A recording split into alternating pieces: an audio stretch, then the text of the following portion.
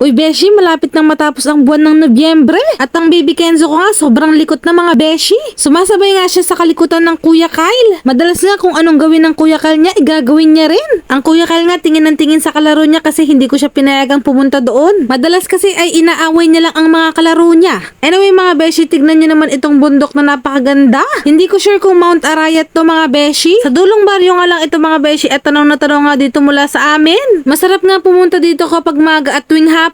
Kapag hapon naman kasi napakasarap ng hangin mga Beshi at kitang-kita mo ang paglubog ng araw. Talaga namang marerelax ka at mawawala saglit ang mga isipin mo sa buhay. At talaga namang sobrang maa-appreciate mo ang likha ng ating Panginoon. At ang baby Kenzo naman na feel niya ang pagtingin sa kapaligiran. Matatapos na nga ang Nobyembre mga Beshi ay ngayon ko palang may upload. Anyway, ito nga pala yung araw na may pumuntang dentista sa school nila Kuya Kyle. Syempre para i-check ang kanilang mga ipin at bigyan sila ng libreng fluoride. At habang nag-explain nga si Doc kung paano ang tamang pagbrush ng teeth, itong si Kuya Kyle hindi ko ina-expect abay nakikinig pala. Very good ka dyan Kuya Kyle. Ilipat nga muna natin kay Doc ang camera habang ito yung nag-e-explain. Ilang segundo ko nga lang nilipat ang camera kay Doktor habang siya ay nag-e-explain. Abang itong si Kuya Kyle pagtalikod ko, abay ayan na.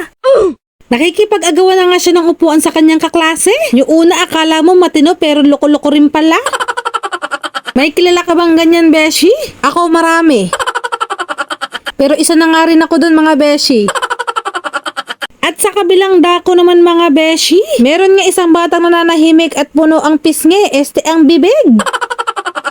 Nag-iingay at nagwawala na nga siya kanina kaya binilan ko siya ng makakain niya. Kaya ayan, for the tahimik ang person. Itong si Kuya Kyle biglang lumabas nga at natatakot daw siya. Nag-uumpisa na kasi si Doktora maglagay ng fluoride sa kanilang mga ngipin. At habang ang Kuya Kyle naman ay nag-emote, itong baby Kenzo naman ay walang pakialam dahil siya ay kumakain. At ayan nga ang taong ang sabi ay natatakot daw siya mga Beshi. Nangaasar na nga ng kaklase at nakakapang-asar pa ang mukha.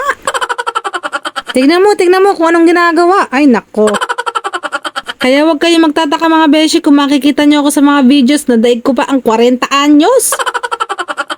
At ayun nga, hindi ko na siya sinamahan dyan. Sabi ko siya na lang mag-isa. Dahil ang baby Kenzo nga, hindi ko mabitawan at napakalikot. Nagkatapon-tapon pa nga yung kinakain niyang biskwit. At ayun nga, si Kuya Kyle ang nakasalang. Sabi ko nga sa kanya, hindi ko na siya sasamahan at brave nga siya. At first time nga lang malagyan ng fluoride ang mga ngipin niya. Hanggang dito na lang nga muna mga Beshi. Maraming salamat sa panonood at pagsuporta. God bless us all. Mwah, mwah.